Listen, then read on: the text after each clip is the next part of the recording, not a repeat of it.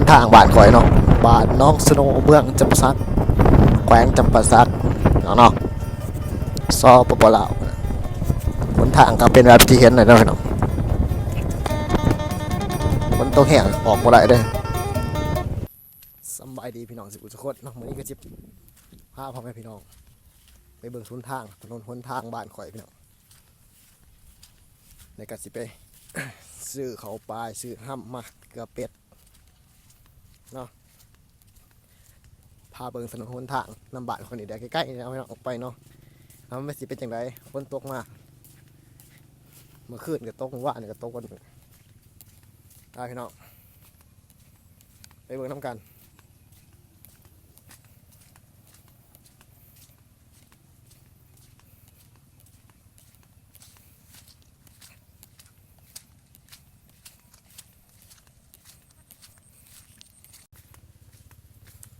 มาหดห้องพี่น้องสีขามห้องให้แบบนี้นะโอ้ลมไหนบ่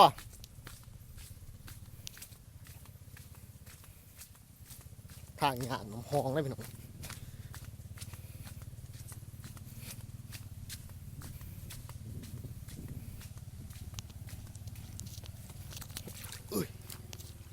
โอ้ my god โอ้ขี้ต้ม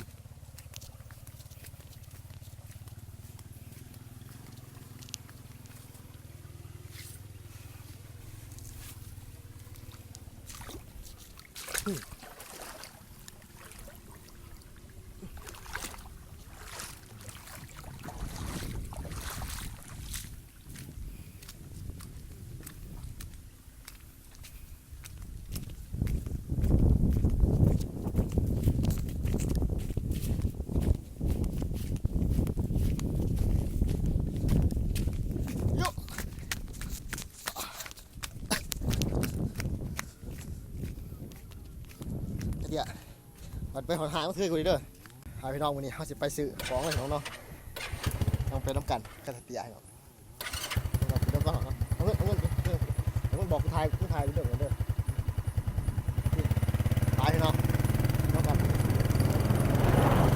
วางไว้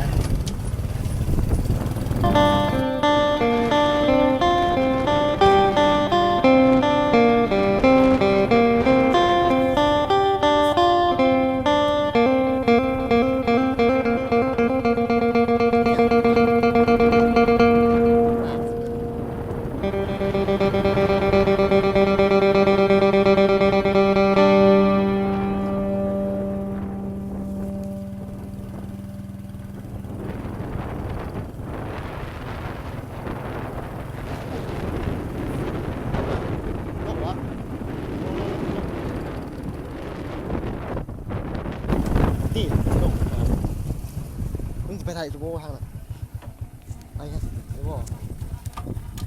นะ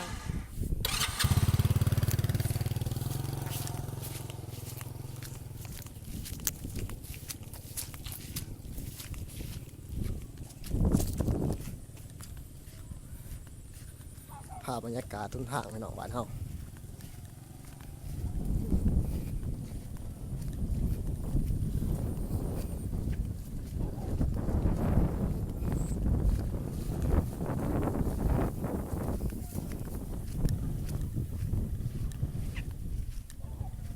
ไอ้บ่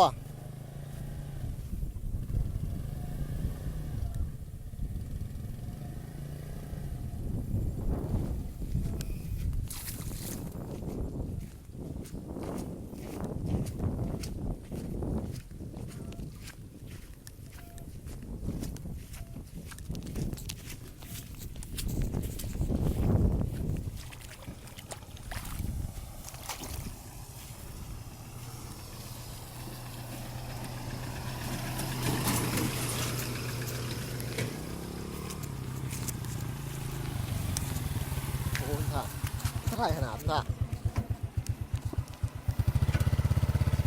สิบปลาย3 ถุงนะวะอาหารถุงหนึ่งนี่สกินน้ำปั้นวะซื้อเอาไหนก็ได้คนจอก็พอ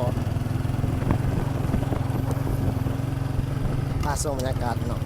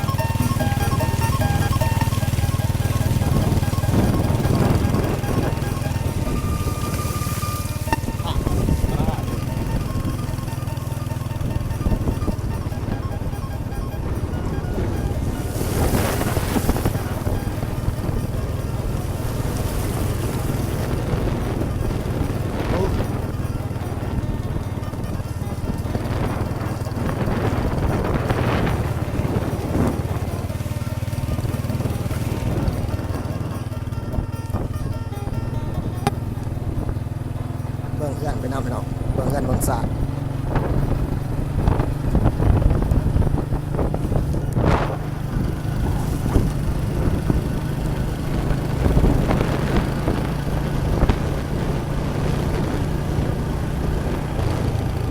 ทางไหนทางไหนชวโอ้โหไม่ก็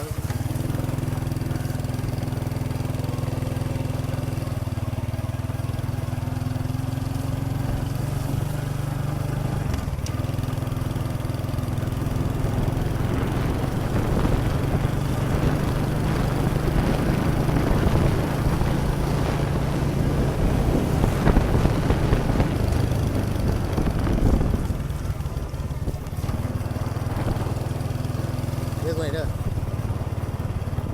ป่า นะ ได้มันใกล้ซื้อของเสร็จ ถ่ายถ่ายถ่ายหากันกดถ่าย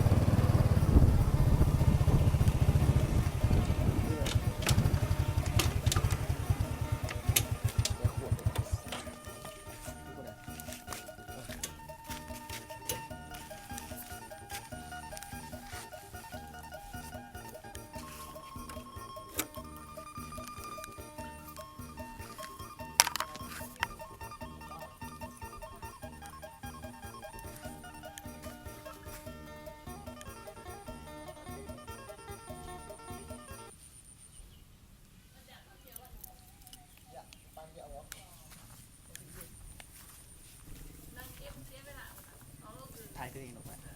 หาซิปคือกันไหนนี่ก็ดี หาซิปกันนะได้จ้ะ เออ กูมุ้ยใบน้อย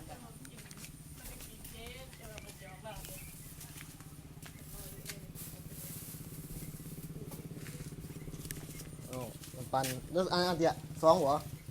มันปันกูเอาเลยอันโดปันสองอัน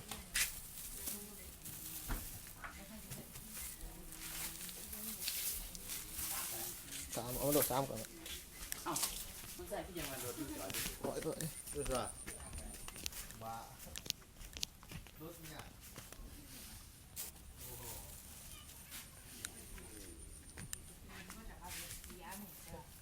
เลี้ยวไปไม่เกาะนี่ค่ะเดียว เจ้าเราดิแปดสิบเบิด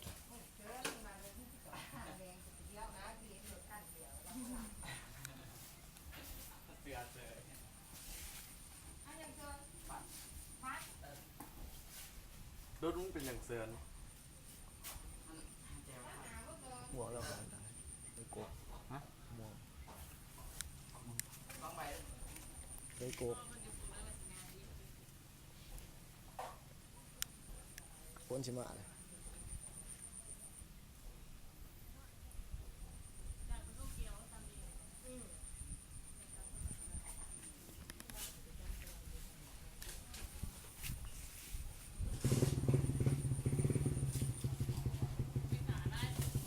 เอาดิ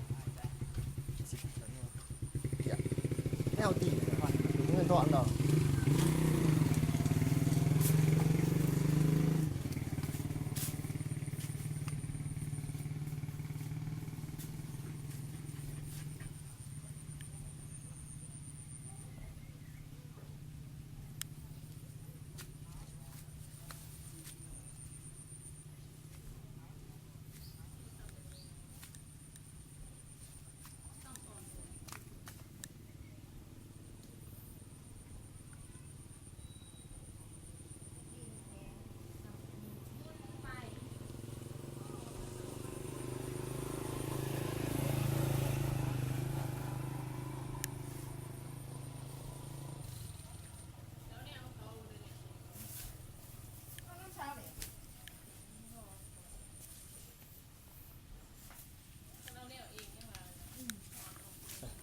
สามสี่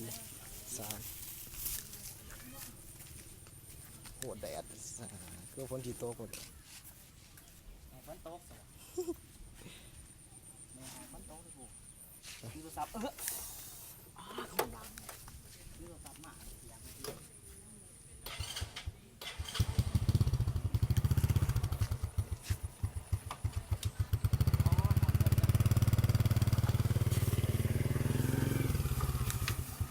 คือเอาไว้โอ้ย นี้ใหม่โอ้อีสังโคตรฮอด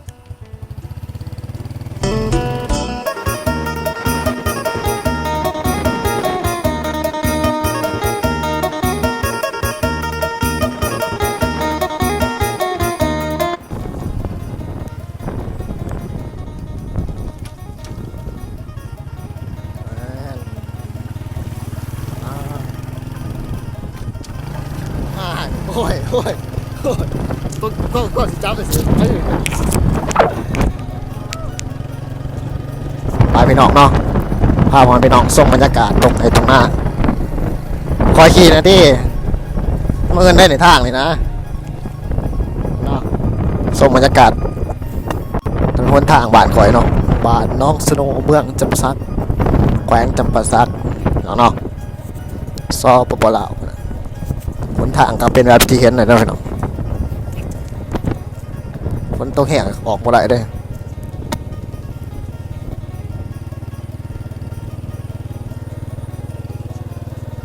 เขาเขียวงามพี่น้อง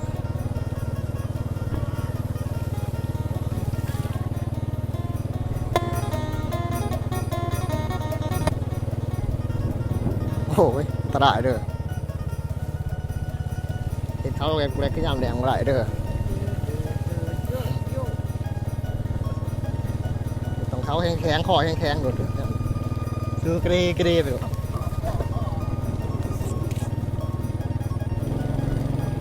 เห็นกินได้มั้ยนะ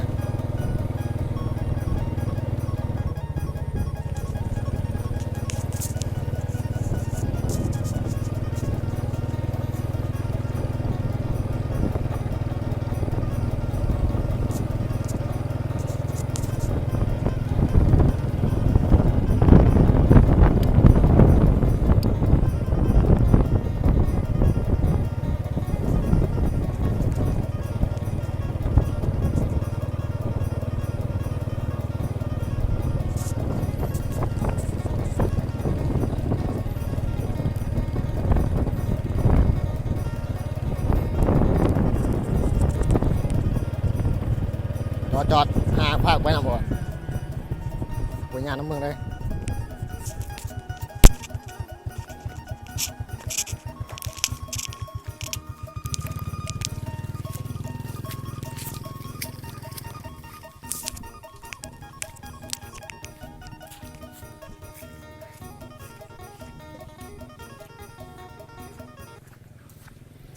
เดี๋ยวเนาะเมืองพาบรรยากาศเอางางเลย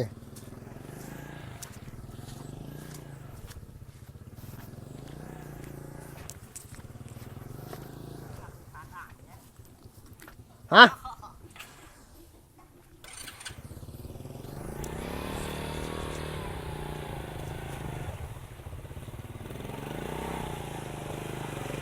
โอ้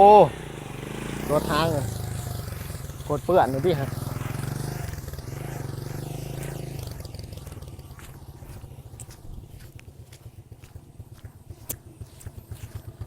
กับบ้านกับซองเขาตีวันนี้อีสังยังน้องพี่น้องกับบ้านเขาแหละคอยทางอันตรายเขาเด็กซองเด้งจวด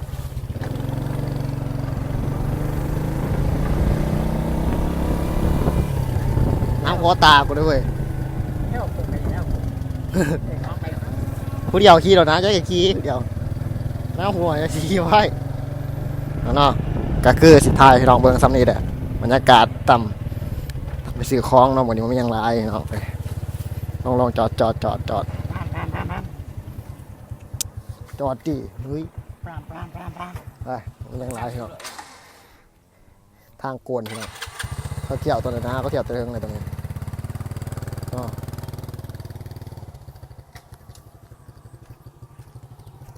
มันไม่ยังไรเนาะไทยเบิ่งซื้อของท้ายทางให้เบิ่งทางในบ้านเดี๋ยวคล้องนี่แหละ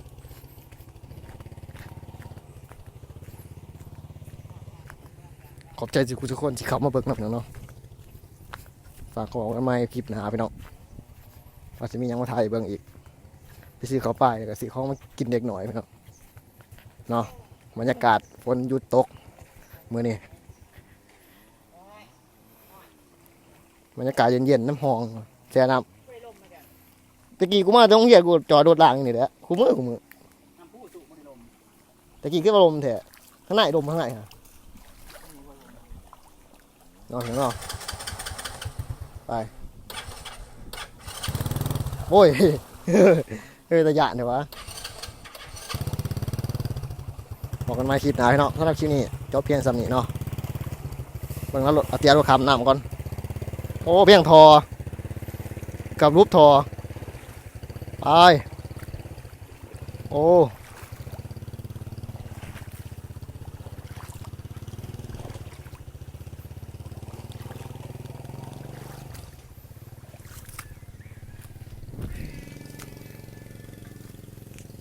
พอกันไหมคลิปหน้าพี่เนาะสำหรับคลิปวิดีโอนี้ก็จบเพียงสำนี้เนาะโอ้ยโอ้โห ออกมาคลิปหน้าพี่เนาะบ๊ายบายทุกคน